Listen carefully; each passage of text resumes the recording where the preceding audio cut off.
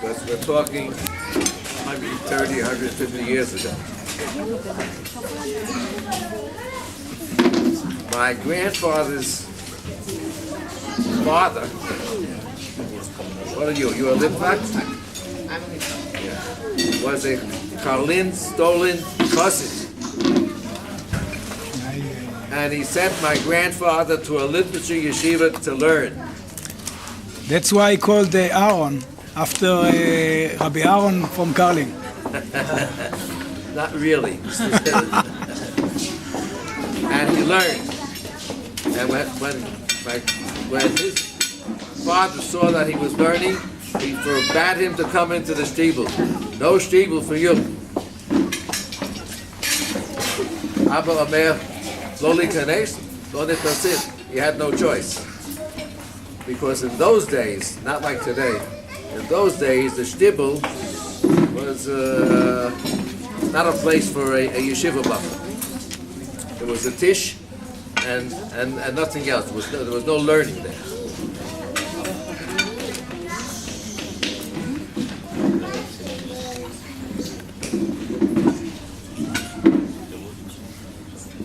That's how we became Lita'im. My grandfather married a literature girl, Ruchama Bas Shalom, and got a shtella, a position as Rav, in a literature town, where he didn't earn even enough money to pay for the rabbeim to teach the kids. That is why my grandfather went to America and took along his oldest child, which was my father. They didn't even live together. They worked to get money, to pay back the debts, and to bring the rest of the family over.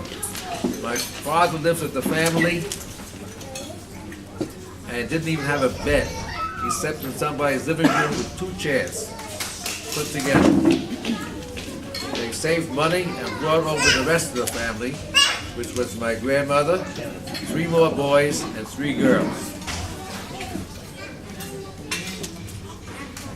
Now to my mother, Esther Bela Shalom. Her family name was Wonk. And the family traces back, see the Jewish encyclopedia, to Saul Wall, who was king of Poland for 1 day. Why? 1 day. Because Poland had a law then that when if the king dies, they can't let the coronation go to the next day. The crown prince had to be crowned king that day, and he was out of the country. They didn't have planes at that time. To take a guy as a king, and then he'd have to abdicate. When the crown prince came back, that was too dangerous. Saul Wall was an advisor to the royal family, and they made him king. They figured a Jew was not going to stay there.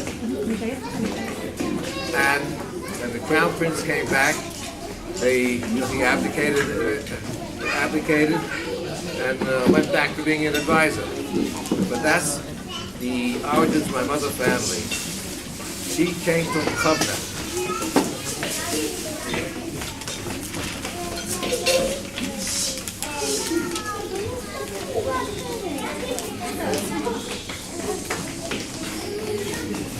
One more side story I want to say, small one. My sister Lucy Kramer's our son Jesse Kramer, Shlita, became a Breslover Chassid back in the States. It was a shock to us, even though we come from a Chassidish family, but we were all Litvaks, Shlita by that time. In his late teens, he went to Eretz Yisrael to learn, 45, 50 years ago. My father, Yosef Zal, sent him $25 a month. That was a lot of money in those days. But he still lived poorly, and he sat and he learned. And when you learn in poverty, you become a Talmud Chacham, which he did, which he is. We are in that life. He runs the Breslov Institute and publishes all the books of the Breslov Rebbe in many, many languages. They are a large family, and they are all devout Breslov Hasidim, except for one. The oldest son, who is a black sheep of the family. He is a mohel and performs Brit Milah all over the world. He goes to Europe, stuff. Why?